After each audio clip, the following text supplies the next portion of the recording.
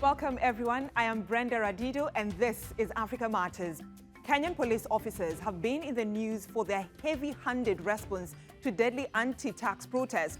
They're also facing fierce opposition to their deployment to Haiti as part of a multinational force to tackle gang violence. We ask how they can help to bring peace to Haiti when they're accused of failing to do just that in their own capital city.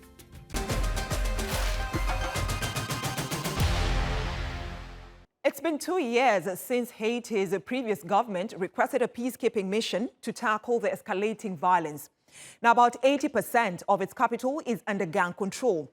The United Nations backed a Kenya-led multinational policing mission set to reach 2,500 officers. But what is it all about?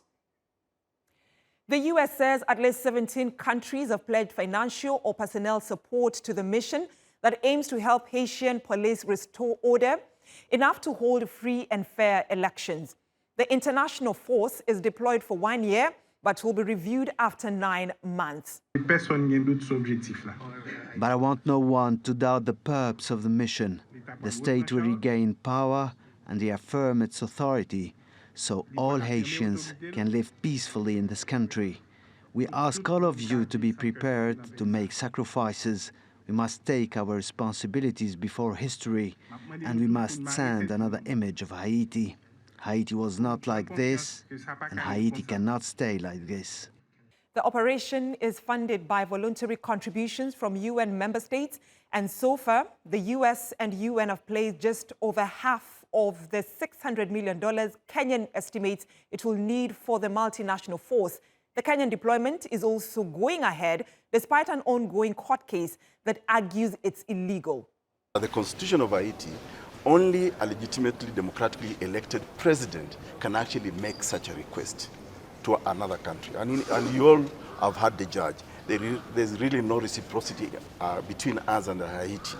And therefore, to that extent, we are very happy with the decision of the court, the interpretation of the Kenya Defense Forces Act, the fact that only forces, the Kenya Army, the Navy and the Air Force are the only ones that, under the mandate, the power of the council, they could deploy outside Kenya. Otherwise, there is every reason why when we were doing the constitution, writing this constitution, we renamed it from a police force to a police service. Rights groups say Kenyan police face accusations of abuse and corruption back home and may struggle to operate since they don't speak Haitian, Creole or French. Residents also fear it could be like previous missions that have failed to bring long-lasting stability to the country.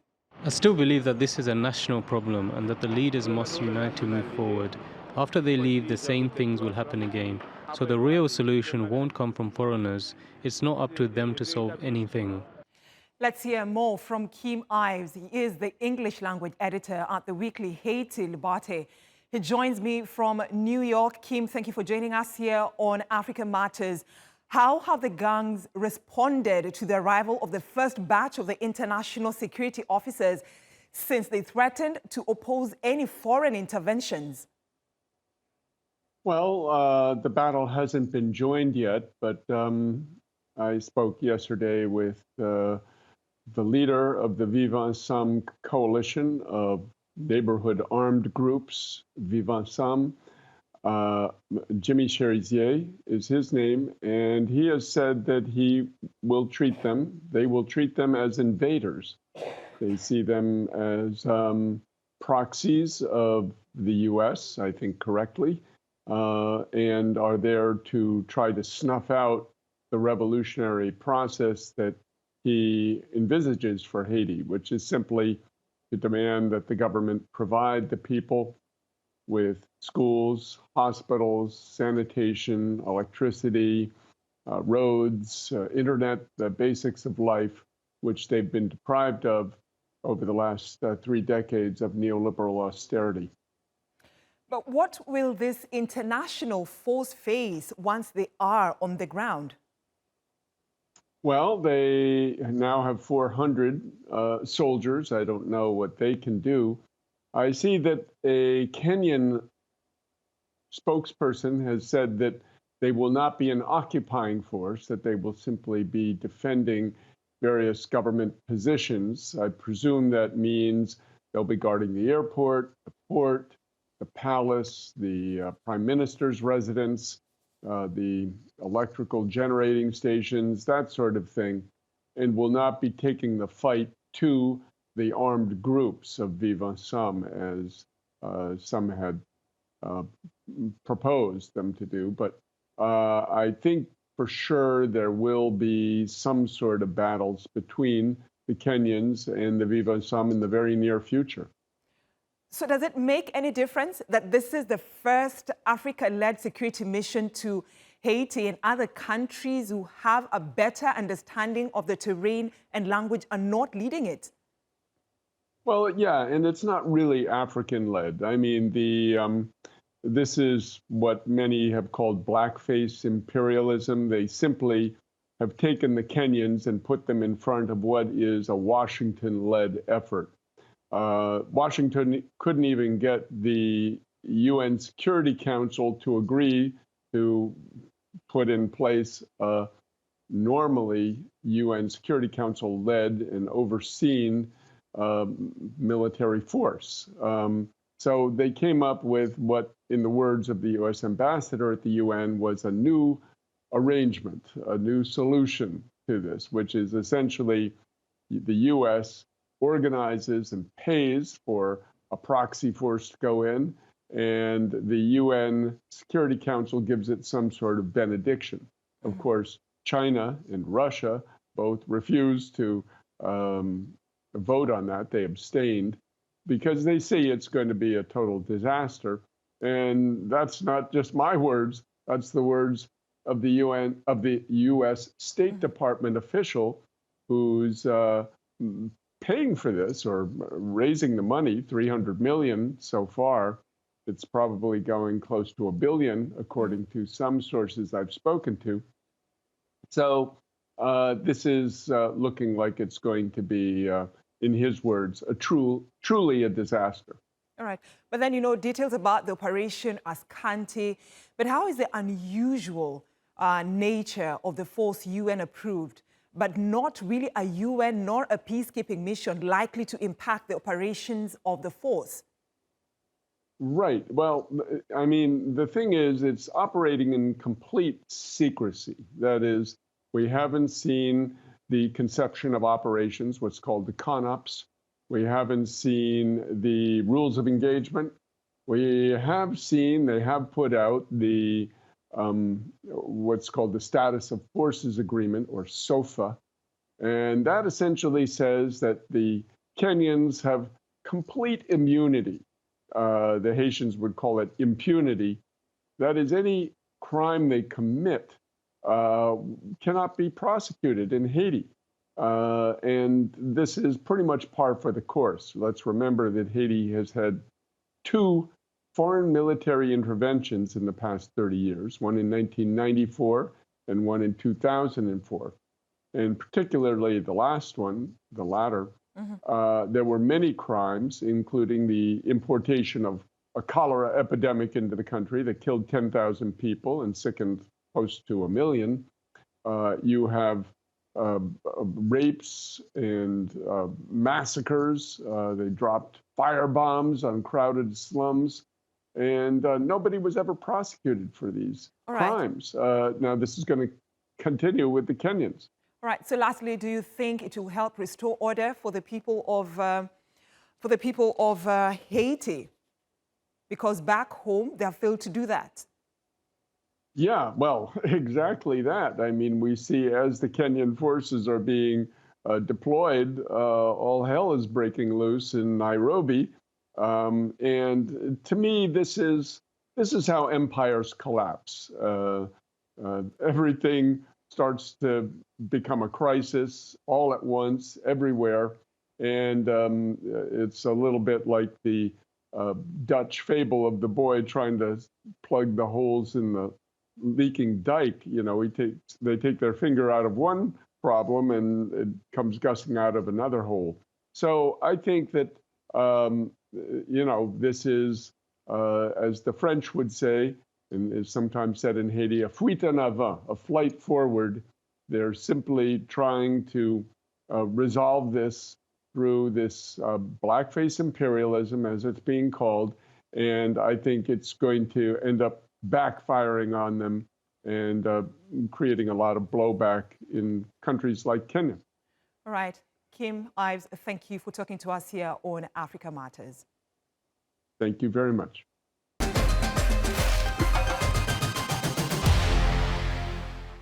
About 2 out of 5 people in Africa are connected to the internet, according to the International Telecommunication Union.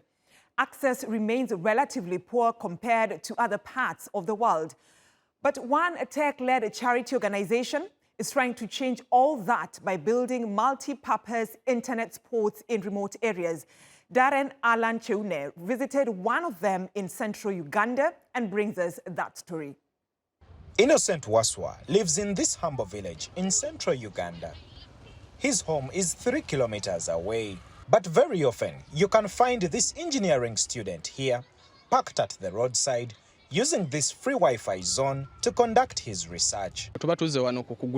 When we buy internet data, we face a challenge in that you load data, but it's not enough to do the research you'd want, because you may get 1 GB, 2 GB, and it gets depleted in about an hour when you have not yet researched what you want. When I come here, it helps me to do anything I want. Uganda's internet penetration is at 27%, according to the government. This village has been plugged into the World Wide Web thanks to this digital platform called a Hello Hub. It was created by Hello World, a UK-based charity organization which works with remote African communities to increase their access to power and the internet. We piloted a digital hub in 2 communities in the central part of Uganda and the western part of Uganda. And through the pilot, we received enormous feedback because we placed 2 computers and internet in the community and we gave the community to use. And the community gave us feedback. And through that feedback, it led us to the scale of the bigger picture that we are having currently in Uganda. This dome packs a punch. Operating via a solar system, it can charge up to 14 small electronic devices at a time, while its Wi-Fi connects to 100 gadgets within a 100-meter radius. This hub also has 8 tablets for access to information and life skills training, mainly to those above 15 years. It also offers educational software to host schools, something Patrick Ntambi has used, watching his people's thirst for knowledge grow exponentially. The tabs are very efficient in that they get information, they get the syllabus, they get the information using the internet, and they use it to update what they don't have. And by the time we teach them, we feel like teaching them a certain content, they already have it. We only add on what they have, and the education becomes easier. It costs about $20,000 to set up and operate a digital hub over a 5-year period. Hello World has installed up to 85 units across Uganda. The innovators hope that by teaching different organizations to create their own digital hubs, they'll soon pop up faster in other countries like Nigeria, Kenya, and the Democratic Republic of Congo. Darren Alan Cheune, Africa Matters, Wakiso, Central Uganda. Well, in the east of the Democratic Republic of the Congo, young displaced journalists have moved their radio station from the town of Sake, where to flee from the violent clashes between the Congolese army and rebels. They have relocated to a displaced persons camp. Radio Sake FM aims to inform people and defend their rights. Zanem Neti Zaidi has details from Goma. Based in the Lushagala camp for displaced persons, the director of Sake FM is determined to keep the radio station going despite a number of outages. Ismail Matungulu's job is to repair the radio's transmitter and increase its power to extend the coverage area. We have not been able to broadcast for 2 days after our antennas and transmitter broke. That's why we have done our best to repair everything as quickly as possible and take advantage of the situation to increase the transmitter's power so that we can broadcast to other regions that are a little farther away, particularly in our camps for displaced people. Once the repairs have been done, there is no more waiting. The journalists immediately set to work to find the news and topics of greatest interest to their audience, which is people who used to listen to the radio in their villages before the war. The station wants to work for the benefit of people who have lost their homes. We broadcast programs to denounce sexual violence in the camps and certain forms of gender-based violence. There are also diseases that are reported in the camps, and one of our missions is also to raise awareness among displaced people of the behavior they need to adopt to combat diseases caused by dirty hands. The radio station is currently facing a number of challenges that are having an impact of its activities.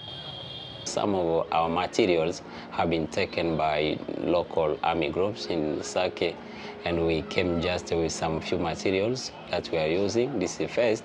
We are crossing a very serious problem of sickness. The room that we are renting, so you can see the conditions. The studio, our house, at the same time, the sleeping room is the kitchen, is the house of studio, is everything, so in the same room. Radio Sake FM covers most of the IDP camps around Goma, and a large part of the city of Goma also picks up the signal. Fuel shortages means the station only broadcasts for 10 hours a day, 5 hours in the morning and 5 hours in the evening. The radio station plans to extend its coverage area in the near future. Zanemnechi Zaidi, Africa Matters, Goma, DRC. Africa depends on its entrepreneurs to grow, develop, and create wealth. Lack of well-paid jobs has pushed many in the continent to start their own businesses. Nigerian banker Tony Elumelu says his foundation has funded 20,000 businesses across all 54 African countries. Hilary Noruka tells us more from Lagos. Yes, sir. So what kind of tax do you have today? Solomon Ikogo is one of the tens of millions of business owners in Nigeria. He left his management consulting job in a Big Four accounting firm 7 years ago to meet a need: the local production of affordable, stylish, and good quality leather bags. But he hit a snag with his original product idea. Fortunately, that obstacle was overcome with an injection of a $5,000 grant to finance the business. Women carried their handbags and their laptop bags, and it just looked very clumsy. So I was like, how can we create a product that merges these two? So when we had this idea, mind you, this was just the beginning of the business, so we didn't have so much money. So the grant helped us to produce or add it to our production cost at the time, because we didn't have as much cash flow to be innovative at the time. Because the future of Africa is in your hands. The Tony Elumelu Foundation issued that grant. Set up in 2015 to train and fund African entrepreneurs, the foundation is rooted in the Afro-capitalist philosophy that champions developing the continent's economy through the private sector. It supports small and medium businesses in all 54 African countries. So our founder, Mr. Tony Elumelu, is a huge beneficiary of luck and another person investing in him. And so he realizes that for Africa to achieve the prosperity that we deserve in the 21st century, we must create such luck and economic opportunity for millions of other young Africans. The foundation has given $5,000 grants to 20,000 entrepreneurs, worth over $100 million. It also provides insights, data, and helpful tools to policymakers.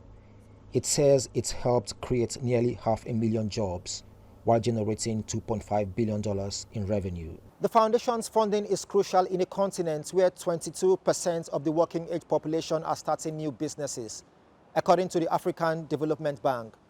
With the initial $100 million fund from the founders' pockets paid out, the Tony Elumelu Foundation is now collaborating with global partners to provide funding for more African entrepreneurs.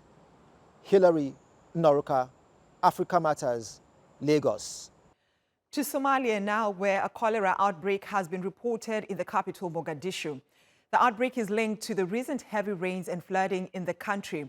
According to World Health Organization, the number of reported cases have risen to nearly 15,000, with more than half of them being children under the age of 5. Najib Ahmed reports from Mogadishu. 8-month-old Mahir Abdi Fattah Muhammad is the latest case. He was admitted to hospital after having stomach pains, vomiting, and acute watery diarrhea. The doctors are on hand to help. 18-month-old Ayub has also come for treatment. They are among the hundreds of children affected in Mogadishu. Ayub's grandmother, Miss Medina, breathes a sigh of relief when she is informed that her son's health conditions will improve soon. I brought my grandson after he developed stomach pain and diarrhea. He is now recuperating after the treatment. I thank the doctors for their effort. This cholera outbreak is expected to worsen because of the ongoing rains. Somalia has been suffering ongoing drought, which has led to severe shortage of food and clean water, giving rise to poor nutrition and sanitation. This leaves people more vulnerable to cholera, which can kill within hours if left untreated. The number of the patients coming to the CTC that can be handled from January up to the May are 1,497 cases. In the case of the fatality is the 11 cases. And the most commonly in the risk factor that can be imposed of the outbreak of cholera, firstly, contaminated water, second, poor hygiene, unsanitary living condition, lack of health access. Local doctors say the areas worst hit by the cholera is the neighborhood of Dainile, a neighborhood in Mogadishu, where access to cholera treatment has been a challenge.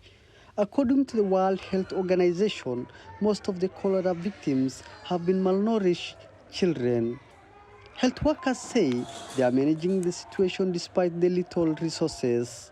Najib Ahmed, Africa Matters, Mogadishu, Somalia. In Kenya's Kajiado County, the Maasai community is embracing a new profession. As severe droughts threaten the traditional farming methods, women are turning to beekeeping as a sustainable alternative. Elias Avji reports.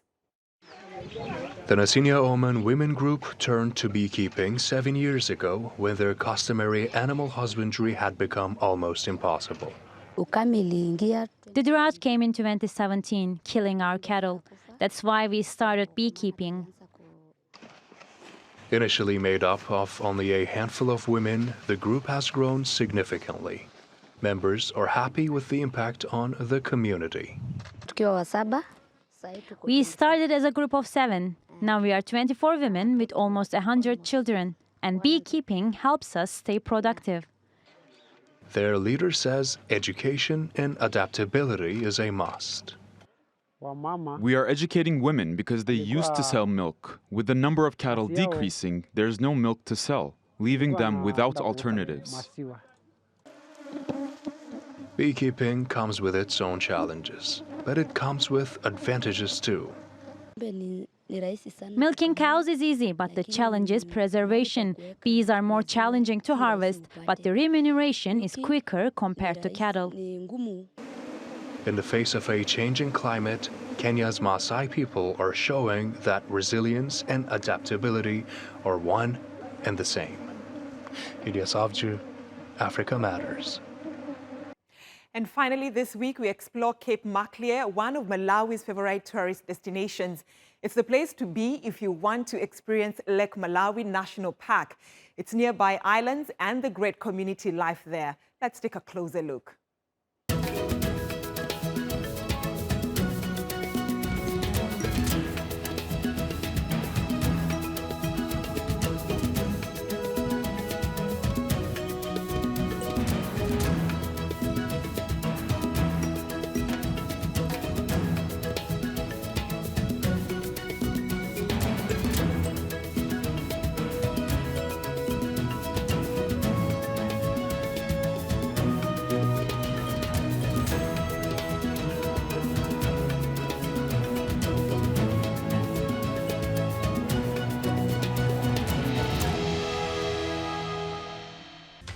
That's our show this week. Share your thoughts and suggestions about the stories you've seen on this episode or ideas on what you'd like us to cover on X using the hashtag Africa Matters.